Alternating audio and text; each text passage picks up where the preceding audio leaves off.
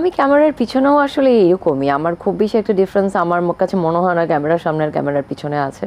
আচ্ছা, specially after my miss universe journey আমি লাইভে এসে কান্নাও করছি, আমি বলছি ন্যাশনাল কস্টিউম যে রাউন্ডটা ছিল, ন্যাশনাল কস্টিউমের যে রাউন্ডটা, সেই রাউন্ডটাতে কিন্তু আমরা দেখেছি যে মানে আমরা আসলে ভাবিনি যে একটা কস্টিউমকে একটা থিম এত সুন্দর করে করে সেই জায়গাতে এভাবে রিপ্রেজেন্ট করা যায়।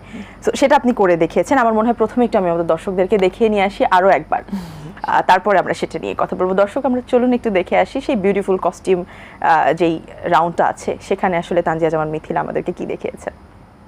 চমৎকার। আপনাকে মানে ন্যাশনাল কস্টিউম রাউন্ডে কি আপনি একটা ড্রেস পরার জন্যই প্রিপারেশন নিয়ে গেছিলেন নাকি আরও কিছু ছিল? না, ন্যাশনাল কস্টিউম আমি জামদানি পড়তে চেয়েছিলাম, আমার সবসময় মাথায় ছিল আমি যদি কখনো কোনো বিউটি প্যাজেন্টে যাই তাহলে আমি জামদানি পরবো, এটা আমার মাথায় ছিল সব সময়।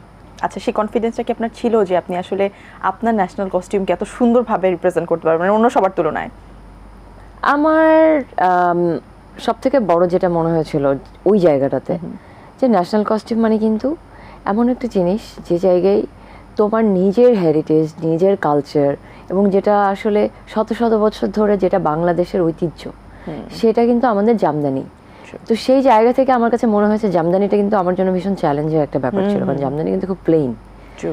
জামদানির মধ্যে কিন্তু অত কোনো এমবেলিশমেন্ট বা ওরকম কিছু করা যায় না, মানে খুব গ্লিটার্ড কিছু আমি পছন্দ করি না। আমার কাছে মনে হয় প্লেন জামদানি দেখতে যত এলিগেন্ট লাগে, আমার কাছে মনে হয় জামদানির মধ্যে কাজ করলে ভালো লাগে না। তো আমি কিন্তু ওটা ইগনোর করছি, জামদানিটা আমি ধরিনি এবং সাদা জামদানি চুজ করছি। এক্স্যাক্টলি, হ্যাঁ। তখন আমার কাছে তখন আমি চিন্তা করছি কি করা যায়, এটাতে কি করা যায়।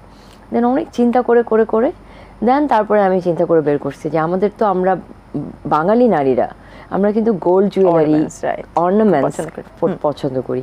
তো ওটা দিয়ে আমি চিন্তা করে আসলে একটা থিম তৈরি করেছি এবং তারপরে ওটা আসলে রিপ্রেজেন্ট করেছি। এবং আমার মনে হয় যে অলমোস্ট সবাই কিন্তু কম বেশি জানে যে এই রাউন্ডটা বা এই অ্যাটায়ারটা প্রেজেন্ট করবার জন্য আপনার কত স্ট্রাগল করতে হয়েছে। আমার এটার জন্য অনেক স্ট্রাগল করতে হয়েছে। আপু, একটু আপনার কাছে জানতে চাই, ক্যামেরার সামনের মিথিলা আর ক্যামেরার পেছনের মিথিলা কেমন? ক্যামেরার সামনে আমরা দেখেছি bold, confidence, outspoken and everything.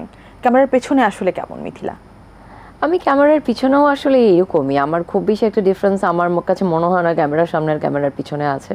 আচ্ছা, specially after my miss universe journey আমি লাইভে এসে কান্নাও করছি, আমি বলছি আমার কি কি ফ্লজ আছে, আমার কি কি আমি পারি না, কি কি করতে পারি। তো আমার কাছে মনে হয় এটার পরে আমার আসলে I have nothing to hide, তো সবাই কিছু সবকিছু জানে।